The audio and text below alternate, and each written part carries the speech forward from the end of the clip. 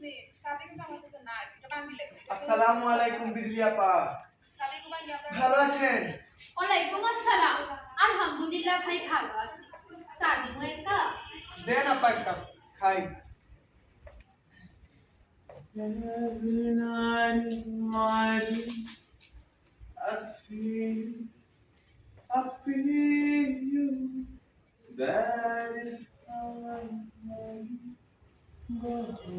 এই ভাই ভাই এদিকে আসেন কি ভাই কোনো সমস্যা? হ্যাঁ সমস্যাটা হলেন আপনি আমি আমি আবার কি করলাম? এখানে ডাস্টবিন রেখে রাস্তায় কেন ময়লা ফেললেন সবাই তো ফেলে, তো আমি ফেলে কি হয়েছে? তো সবাই খাইলে আপনিও খাইবেন দূর, কই থেকে আসে সব পাগল ছাগল? আরে শুধু আইএলস এর বেগ পিঠে ঝুলে বিদেশের স্বপ্ন দেখলে হইব ভাই শুনেন দেশটারেও তো একটু নিজের মনে করতে হইব তাই না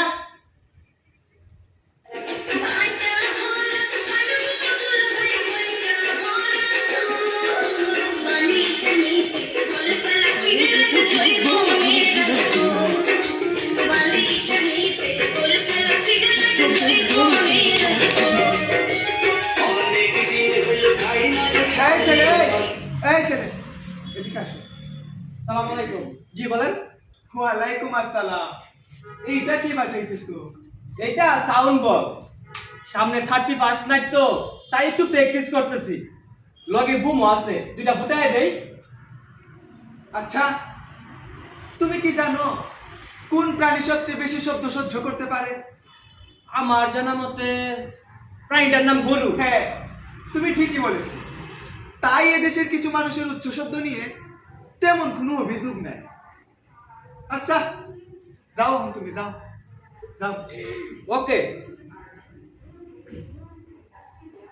তাপা আপনার ব্যবসা কেমন চলে আর ভাই ব্যবসা ইঁদুরের জ্বালায় ব্যবসায় লাভই তুলতে পারি না। দোকানে সব মালপত্র খাইয়া নষ্ট করে ফেলায়। হায় হায় কর্মচারীও রাখতে পারি না, খালি চুরি করে। আচ্ছা যার থেকে দোকানটা কিনছিলাম হেরো কি সমস্যা আছে। ভাবছি দোকানটা বিক্রি করে দিব।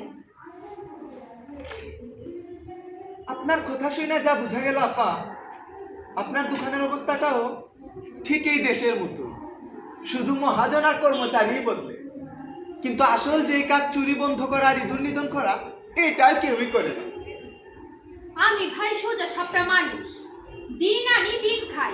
এত পেঁচকুস আমি বুঝি না। বুঝবেন না কেন এটা কি এত কঠিন কিছু দেশের এইসব ইঁদুর মারার জন্যই তো আবু সাইদ আর মীর মুগ্ধের মতো আমাদের দেশের শত শত সোনার ছেলেরা তাদের প্রাণ বিসর্জন দিয়েছে সরাসরি বুক পেতে দিয়েছে রাইফেল বুলেটের সামনে এসব কথা মনে হলে এখনো চোখে পানি চলে আসে আচ্ছা আমরা কি তাদের এই বিসর্জনের যথাযথ মর্যাদা দিতে পারছি আচ্ছা আপা এসব কথা অন্যদিন হবে আজ তাহলে যাই আর আপনার দোকানটারে আল্লাহর হাওলা কইরা দিয়ে গেলাম ভালো থাকবেন আচ্ছা ভাই আবার আসবেন।